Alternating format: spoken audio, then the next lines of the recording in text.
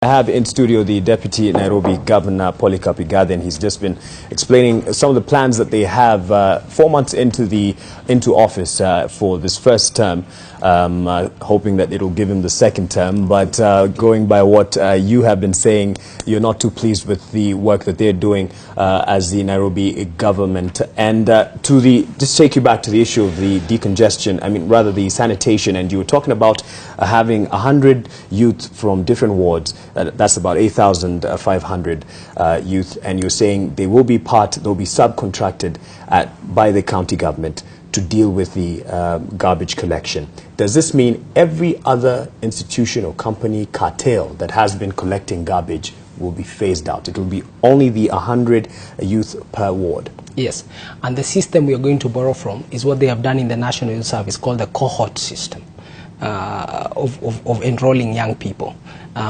And yes, we are going to deface the current garbage collectors. To be honest, they've taken Nairobi for a ride for far too long. And one of the biggest issues as we campaigned was the issue of garbage has been in every Nairobian, on the lips of every Nairobian. And we have started the work. And when you have only done 4 months out of 60, I have to apologize to you because you are frustrated that I'm only talking about plans, not what we have done. But when you have only done 4 months out of a term that takes 60 months, you tend to talk more about plans than what you have actually done. So bear with me on these plans that you were one. talking about, but in I can tell campaign you, period, but I can also assure. But what I would like you to just bear with me. Or bear with us and by our patience. Not me, and, the Nairobi residents. No, yeah, that's who I'm talking to. Yeah. That's what I'm talking to, because I mean, I love the media is keeping us honest. It's fantastic. What we are saying is, the worst thing is to begin to do stuff without planning. You must plan. You talk about things during the campaign, then you come into office and you assume office. When you assume office, you come and really see what's the state of affairs. Then you plan around that. And I can assure you, we have a very good idea where we sit. And the state of affairs is even worse than we thought. And we have started that journey in respect especially of garbage. We are focusing on garbage, we are focusing on traffic decongestion, and we are focusing on water supply. Those three things are really in our eyes. And also with water supply is also sewer availing sewer in certain places. Right. If you go to Eastlands, and our area of priorities, especially Eastlands and the road below Tomboya. If you go to Eastlands, you'll see we've already started working on the Donholm area. We are starting to repair the roads. There was a really bad road that goes into Donholm. Together with Kura, there was work that was being done on the outer ring road. That's going on with big markets. For hawkers, we are working with the Medium and Small Enterprises Authority of Kenya to start registering hawkers and then assigning these hawkers to specific markets which we are building. We are spending another close to 3 billion shillings focusing on Karandine market in Dagoretti. Karen, we are building a market. It's continuing. You can take your cameras there now. It will be ready by the end of the year. Karandine market, we are removing, there's Mama Oliechi's, where there's a famous Mama Oliechi's beautiful restaurant. We are asking them to leave that area and accommodating them within where our impound area is. Then we start building that market. Moriro market. This is budget for this year. This is most of them. But in 12 months, we shall have these markets and we'll start to locate hawkers there. What hawker? 12 months. Yeah. But every day a hawker has to sell. What hawkers? So they'll still be in the CBD. Oh yeah. They'll still be in the CBD. We have to accommodate. We can't. It's not something that will happen overnight. Hawkers have told us, show us where to go, and we will go. But we have nowhere to take them immediately, as if at 5 o'clock today I have nowhere to take them. But I know myself, with our teams, and my boss, we are building those markets to take them there. All so right. that's going on. You mentioned the one in Ghana where you'd start having them there by February. Yes, Moriro market. Moriro market. Yeah, there's Moriro. Yes. But for most parts of the CBD, then hawkers will still remain. No, hawkers will have to remain in CBD because let me tell you the problem of hawkers in Nairobi. The real source of it is a breakdown in the education system in Nairobi. In Nairobi, transition from primary to secondary is less than 50%.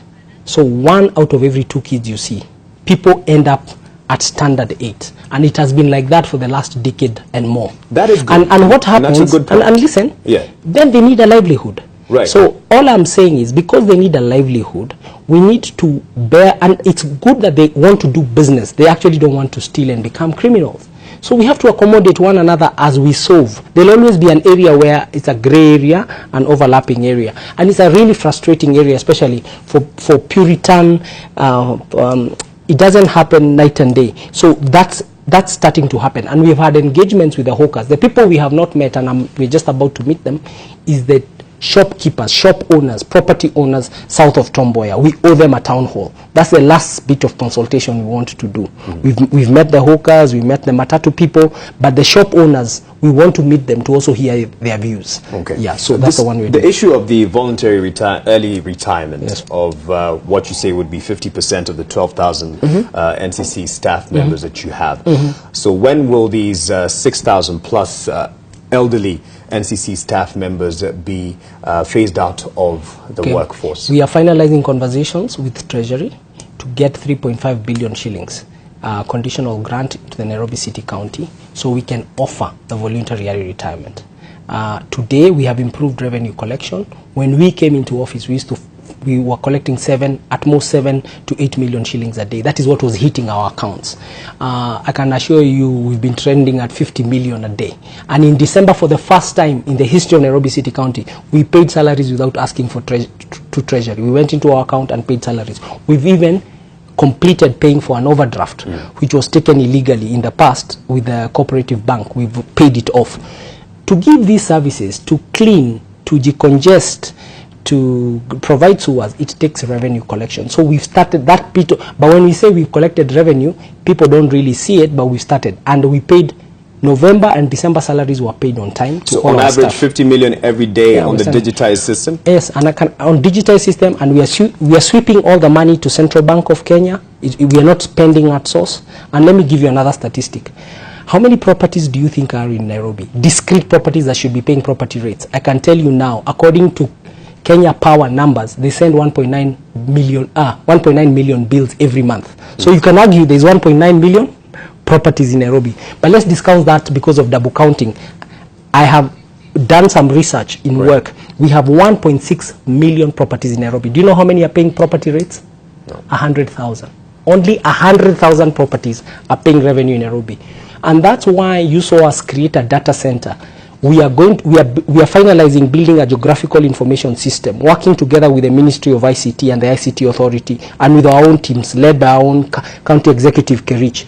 And we want by July to increase, before we even talk about increasing in terms of valuation, we want to bring a lot more. Minimum by end of this year, we should have 500,000 new property rate payers in Nairobi. 500,000, and then we'll have the cash to then even accelerate and respond to the wonderful demands and valid demands of Nairobians.